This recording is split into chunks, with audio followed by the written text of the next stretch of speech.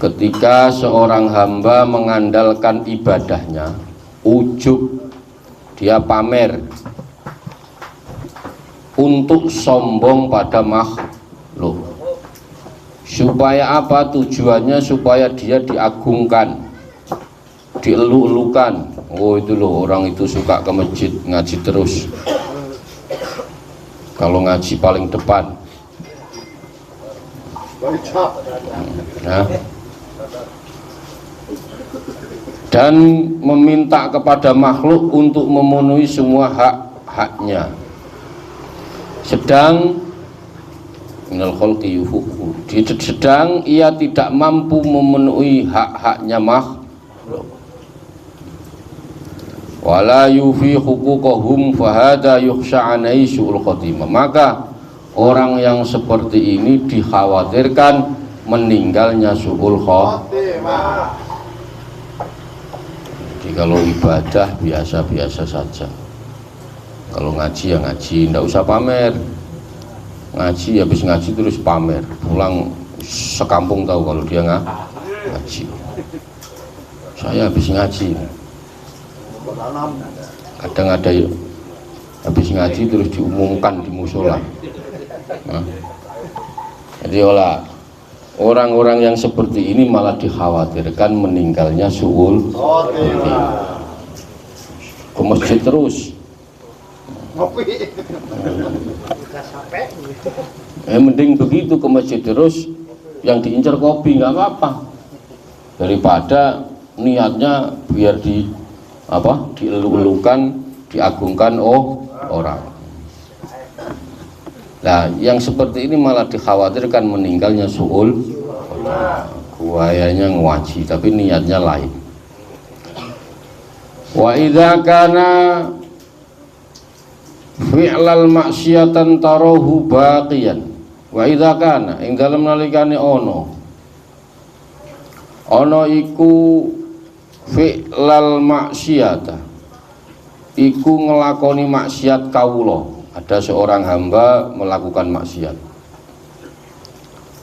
Tarahu, jadi ini kebalikannya tadi ya, kebalikannya yang atas. Tarahu mongko ningali sira ing kawula bagian ing wong kang nangis.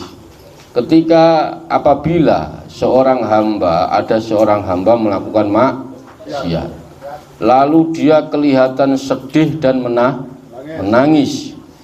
Khazinan tur dia susah sedih, mungkasiron tur dia orang yang galau gersah hatinya, dalilan tur dia merasa hina, yata torrohu khale nibaake awae, siapa ini? Kaulo tadi, dia menjatuhkan ya. Ala arjulil solihina, kepada orang-orang yang soleh. Wayazuhum, dan dia ziarah ya. Mu'tarifan khali ngakoni, betul-betul dia mengakui kesalahannya. Wa ingkana, maka apabila ada seorang hamba yang melakukan maksiat, jadi seumpama sampean melakukan maksiat, kita semua melakukan maksiat, lalu dia habis melakukan maksiat sedih, nangis, merasa susah hatinya, merasa hina dari semua makhluk, dia paling hina, dia susah, nangis betul, merasa berdosa. Terus dia menjatuhkan dirinya untuk melayani, mengikuti orang-orang soleh, mengikuti gurunya. Nah, ya udah, terus habis melakukan dosa, terus dia datang kepada gurunya, terus dia mengikuti, melayani, dan dia sowan kepada orang-orang yang soleh dengan mengakui kekurangannya, kekhilafan. Orang yang seperti ini bisa diharapkan meninggalnya husnul khotimah. Nah, coba Kalau yang awal orangnya sering ke masjid, sering ngaji, sering macam-macam, baca Quran sering, tapi tujuannya hanya untuk diagungkan, itu dielu-elukan makhluk. Nah, orang yang seperti ini dikhawatirkan atau ada indikasi meninggalnya su'ul khotimah. Nauzubillah min dzalik. Tapi kebalikannya, seandainya kita melakukan maksiat terus kita sedih, istighfar, mohon ampun, merasa hina, betul apa yang kita lakukan itu salah, kita betul-betul menyesali itu semua. Nah, terus kita datang ke guru kita, mengikuti apa yang diperintah, terus kita ziarah ke orang-orang soleh. Nah, orang-orang yang seperti ini punya indikasi bisa diharapkan meninggalnya husnul khotimah. Maka hati-hati ya. Nah, ini orang salah itu nggak ada masalah ya, tidak ada masalah orang salah, yang penting kita itu mau bertobat. Yang salah itu orang sudah salah nggak mau tobat.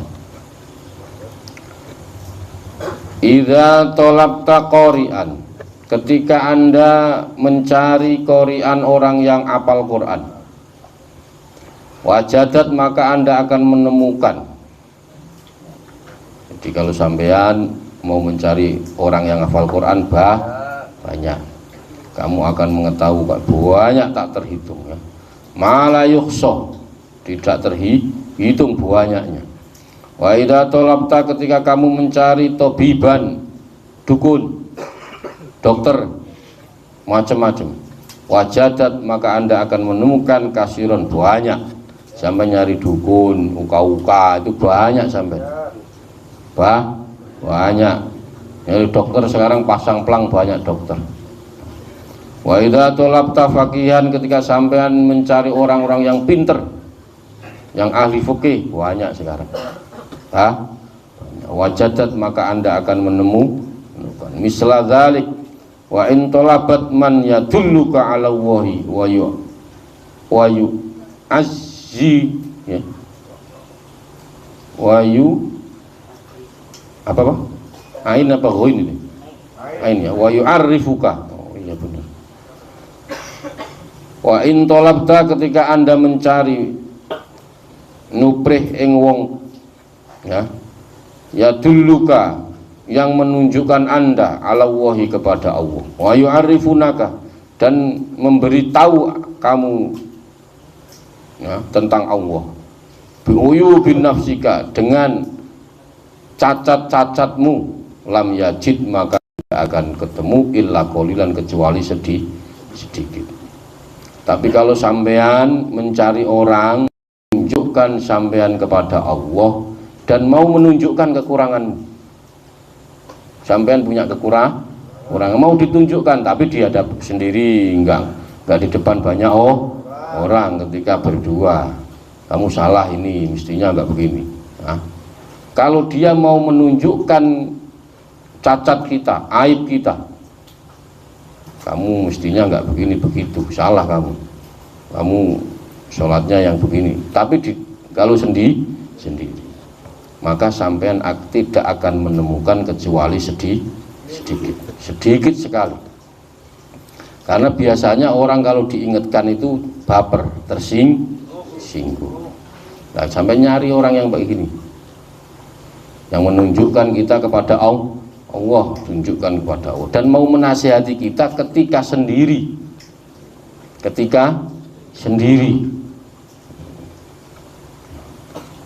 Dalam hal begini itu sebenarnya termasuk mestinya sendiri, semua ini nggak jamaah, sendiri, karena niatnya datang ke sini ngaji itu berarti siap kita mengkoreksi diri sendiri masing-masing. Nah, kalau sampean nyari orang yang menunjukkan kita semua kepada Allah dan mau memberitahu cacat-cacat aib-aib kita, maka orang yang seperti ini sedikit sekali. Wa in dhafirta, ketika Anda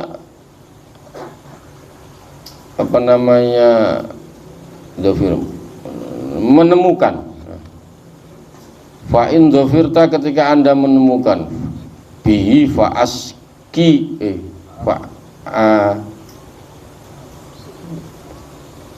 sin ya, fa amsiku ya, mim ya, fa amsikhu.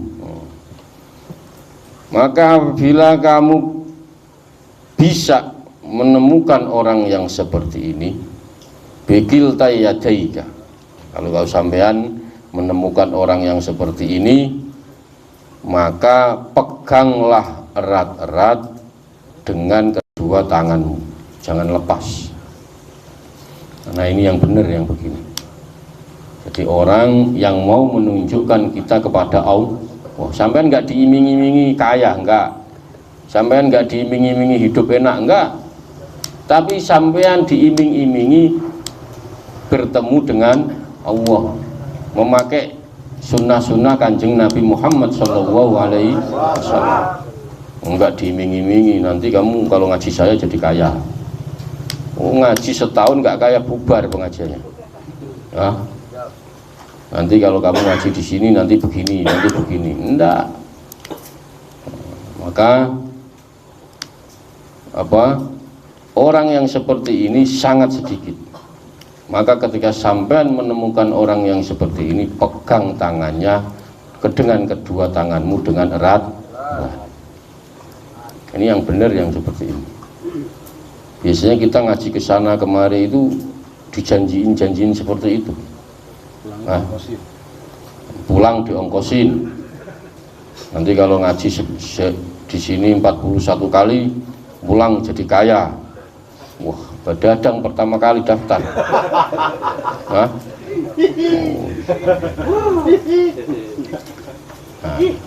maka ini betul-betul menunjukkan kita kepada Allah Subhanahu wa Ta'ala, dan mau menunjukkan aib-aib kita, kesalahan-kesalahan kita. Oh sampean salah, ini yang benar begini. Nah ini kalau ada yang seperti ini, sudah genggam tangannya erat-erat, jangan sampai lepas. Sampean susah nyari. Kalau sekedar orang yang pinter agama banyak, orang yang hafal Quran banyak di mana-mana hafal Quran. Anak-anak kecil sekarang sudah hafal Quran. Nyari dukun banyak. Gampang, modal beli serban jadi dukun. Gampang. Pemburu hantu. Dukun ya. Masuk NU.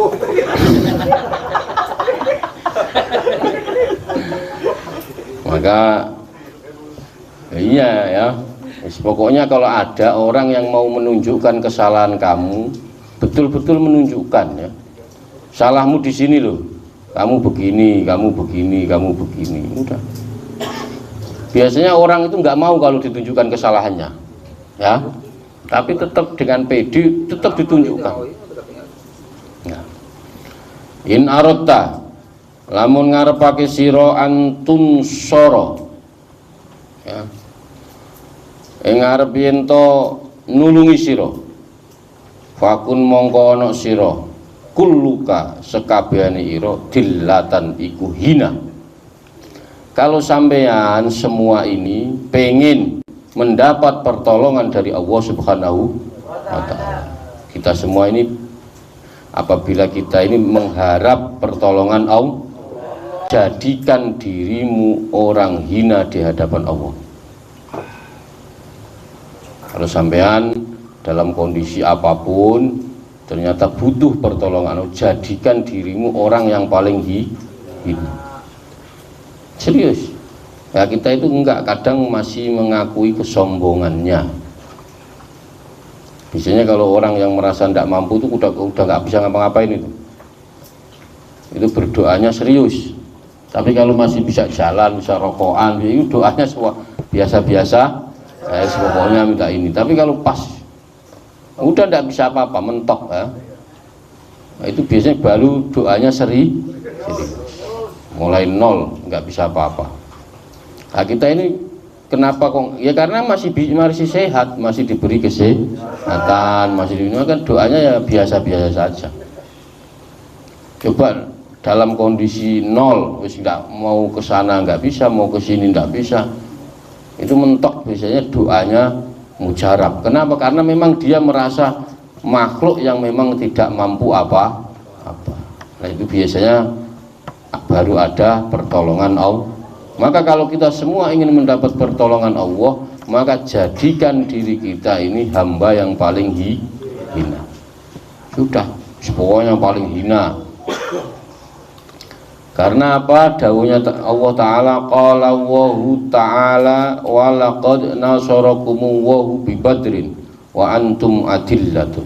Ini dawuhnya Allah, wa laqad nasarakumullahu bi badrin wa antum adillatun. Jadi Allah berfirman, sesungguhnya Allah telah menolong kalian semua waktu perang Badar. Jadi perang Badar itu posisi kita kalah jauh ya. Posisi umat Islam itu kalah jauh. Pasukan mukmin totalnya 313, pasukan Quraisy ada 1000, berarti 3 kali 4. Tanggal 17 Ramadan tahun 2 Hijriah, perang Badar. Nah, posisinya sahabat-sahabat pada waktu itu sudah mentok, sudah kalah ini ya Allah. Ini yang bisa membantu kita hanya Allah, yang bisa menolong kita hanya Allah. Dia merasa pokoknya sangat hina. Karena pasti kalah, sudah secara hitung-hitungan kalkulasi ini kalah sudah. Wong 300 kok lawan 1000. Berarti 1 banding 3. Kalah sudah hitung-hitungan. Maka ketika kita betul-betul menghinakan diri kita ini mengaku bahwa kita ini makhluk yang tak mampu berbuat apa-apa, maka disitulah akan turun pertolongan Allah Subhanahu wa Ta'ala. Janjinya Allah pasti. Janjinya Allah pas. Walaqad nasarakumullahu bi badrin wa antum adil. Pokoknya sampean yang jadi masalah itu kadang kita tidak mau. Berdoanya itu enggak serius ya. Berdoanya iya berdoa sambil rokokan, berdoa sambil membayangin yang serius. Bayangkan Anda itu betul-betul tidak mampu berbuat apa-apa. Jadi perang Badar itu sudah pokoknya secara hitung-hitungan kita pasti kalah secara hitung-hitungan. Maka perang Badar itu keimanan orang muslim itu benar-benar diuji karena hitungan secara logika kalah. Ya, hitung-hitungan secara logika kalah. Tapi dengan akidah yang kokoh, kita semua ini kokoh untuk modal tancap gas. Nah, kadang kita ini nggak yakin ya, nggak ya. Jadi sebenarnya modalnya umat muslim ketika perang Badar itu bukan apa-apa, modalnya cuma iman, modal yakin. Modal yakin. Sampai perlu yakin itu penting. Terus yang jadi masalah terus yakinnya itu aneh. Mancing di koboan, yang penting yakin. Ya nggak bakal dapat ikan di koboan. Aneh. Ada gambar-gambar yang mancing terus mancingnya di kobo. Ya, mancingnya ya di laut, di ini. Mancing di kobokan ya, yang penting yakin. Ya nggak dapat ikan kok, aneh. Maka modal umat Islam pada waktu perang Badar itu modalnya cuma modal yakin, hakul yakin bahwa Allah pasti menolong. Nah maka jadikan diri kita seperti itu. Nah, kalau sampean yakin, hakul yakin, ainul yakin bahwa Allah pasti menolongnya, ya pasti turun pertolongan. Maka Allah menurunkan pertolongannya. Sudah posisinya ya, kalau Allah sudah menurunkan pertolongannya itu ya terserah Allah, mau lewat apa terserah Allah. Maka suatu riwayat itu katanya banyak orang yang pakai sayap, tahu-tahu kepalanya hilang. Maksudnya musuh itu tahu-tahu kepalanya del kepotong. Banyak kalau di film-film ya, film-film Jet Li itu biasanya. Jadi Allah betul-betul telah menolong umat muslim pada perang Badar. Maka perang Badar itu pasukan pasnya itu 313. Maka sampean biasanya kalau di tempat-tempat habaib itu ada tulisannya 3, 1, nah itu dibuat jimat, jimat. Ada ha, ada ho, terus ada 1, 3, dibuat jimat. Nah, kalau urusan jimat terus penasaran, buat apa Gus gitu? Nggak usah, pokoknya sama tanya juga. Kalau urusan jimat itu semangat, ya. Biasanya begitu biasanya. Jadi sama sering itu dibuat, ya intinya pokoknya dibuat jimat. Ya. Sebenarnya enggak, sebenarnya itu hakikatnya adalah biar apa keyakinan kita itu sama dengan keyakinan sahabat-sahabat perang Badar. Udah yakinnya betul. Jadi kalau memang betul-betul kita mau menghinakan diri menjadi orang yang fuqara dan masakin, maka sampean pasti ditolong. Ya. Ada orang kaya minta duit pada kita, nggak akan kita kasih. Tapi kalau yang minta itu orang fakir, orang fuqara, pasti dikasih. Maka sampean di hadapan Allah harus benar-benar merasa orang jadi orang fakir, orang miskin, mesti nanti dikasih. Nah, itu rahasianya lah. Kadang enggak, kita itu kalau berdoa seenaknya ya. In aradta an tu'ta fakun kulluka faqron. Innamas shadaqatu lil fuqara wal masakin. Jadi sedekah dan sedekah itu diperuntukkan untuk fuqara dan masakin. Enggak ada sampean sedekah kepada orang kaya. Maka sampean kalau memang betul-betul fuqara, betul-betul masakin di hadapan Allah, maka Allah pasti turun tangan. Pasti Allah turun tangan. Pasti Allah memberi pertolongan yang benar-benar pertolongan. Nah, pertolongan Allah dengan pertolongan orang itu beda, dengan manusia beda. Kalau sampean ditolong manusia ada maunya, Kalau Allah yang nolong nggak ada. Maka ketika kita mengharap pemberian Allah, jadikan diri kita itu sebagai fuqara dan masakin. Sampean mau pinjam uang, sebelum pinjam sampean cerita, saya ini punya mobil, punya rumah, cerita yang kayak gitu. Terus sampean ujung-ujungnya, boleh enggak saya pinjam uang? Pasti orangnya aneh, orang punya macam-macam kok pinjam. Biasanya orang yang mau pinjam uang ceritanya agak dramatis. Saya 3 hari enggak beli beras ini. Cerita yang kayak gitu, ha? Anak sudah ini, lah gimana? Nah, pinjam uangnya ada enggak? Lah itu pas. Lo mau pinjam uang kok cerita mobil saya ini baru, mau macam-macam. Terus ujungnya pinjam uang, enggak bakal dikasih sama orang. Orang kalau mau pinjam uang itu pasti dramatis. Ceritanya itu saya nggak makan 3 hari, padahal ya baru tadi pagi nggak makan. Tapi 3 hari Gus, cuman makan nasi doang. Belum makan orang. Ya itu kalau orang mau pinjem duit, mau utang kepada itu pasti ceritanya begitu. Kalau ada orang kok mau cerita mau pinjem uang kok ceritanya, saya tadi habis beli motor, beli mobil, terus boleh enggak saya pinjem uang? Udah pasti aneh, nggak bakal dipinjemin. Maka kalau sampean betul-betul mengharap pemberian Allah, maka jadikan diri sampean yang paling fakir, yang paling miskin. Pasti dibantu oleh Allah. Mau sampean sama manusia aja begitu. Mau utang saja harus ngarang cerita dulu. Ini kemarin saya ini bannya meletus, motor macam, panjang.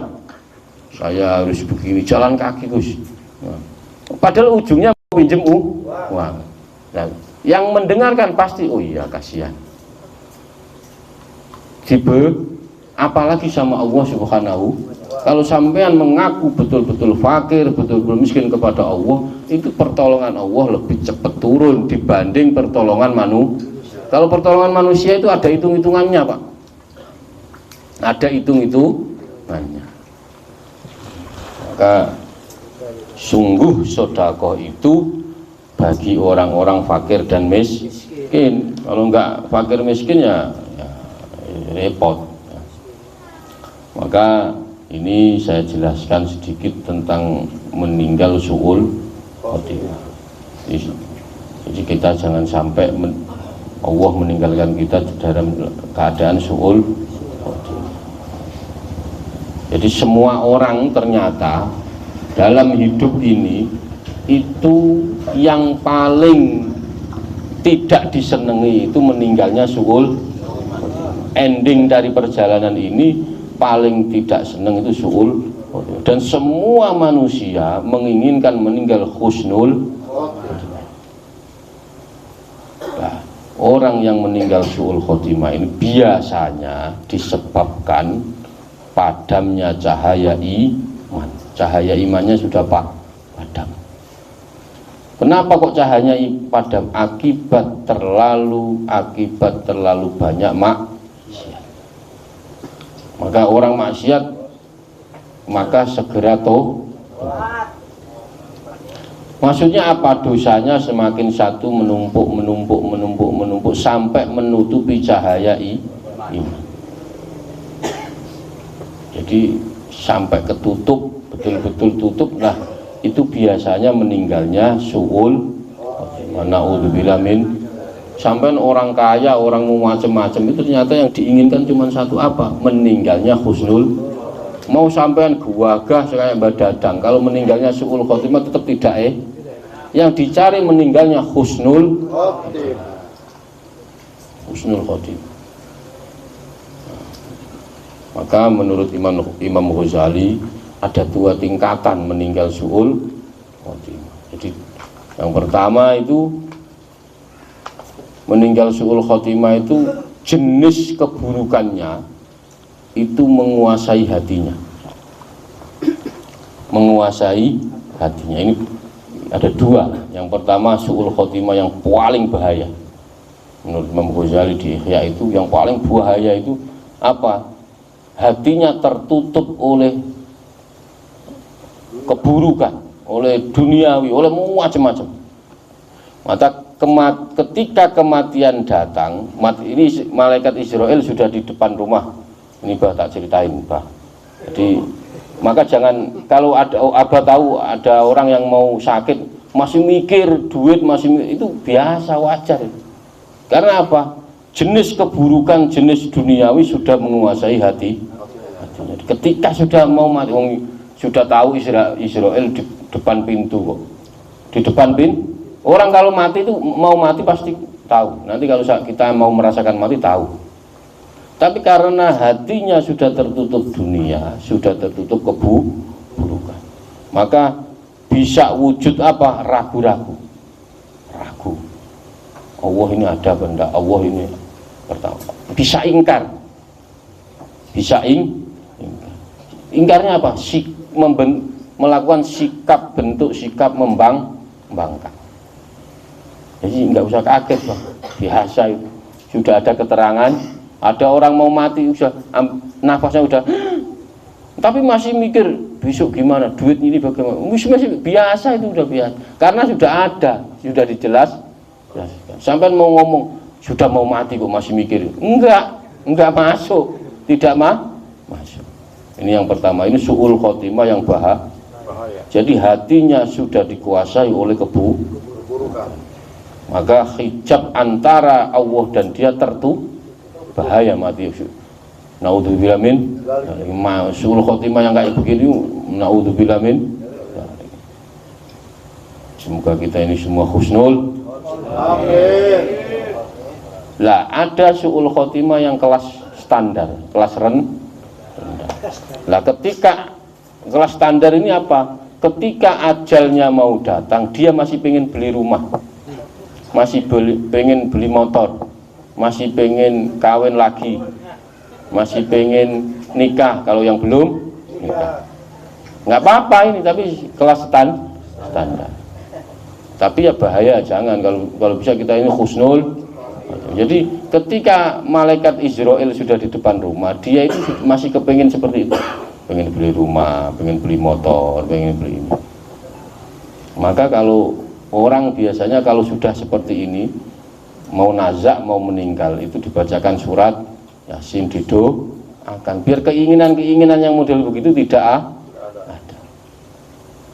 Jadi ketika dia mau Israel sudah datang, kamu tak cabut nyawa sekarang ya, itu ngomong nanti dulu, saya belum punya rumah, tak beli rumah dulu, tak beli motor dulu. Masih kepikiran itu, padahal Israel sudah di hadapan ya, karena tinggal begini sudah wassalam, sudah mati. Nah, ini su'ul khotimah yang rendah, tingkat rendah. Yang paling bahaya su'ul khotimah yang tadi.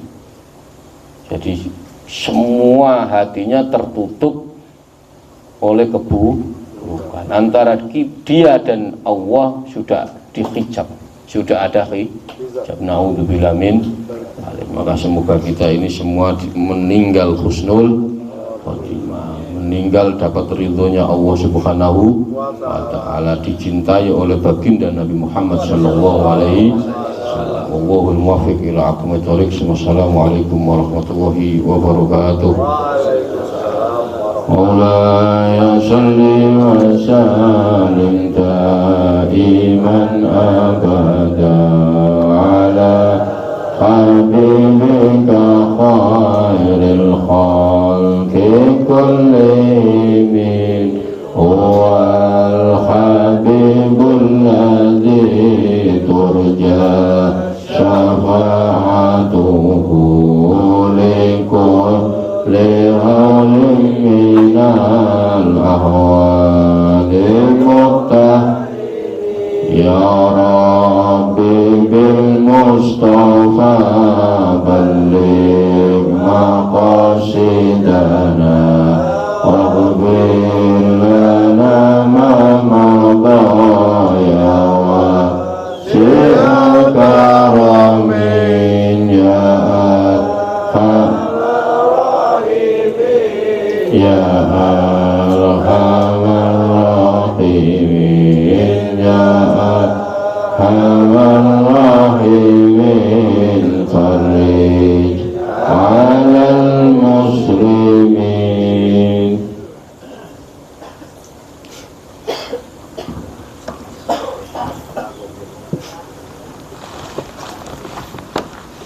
Bala-bala ya. Sama aja. Kok? Hah?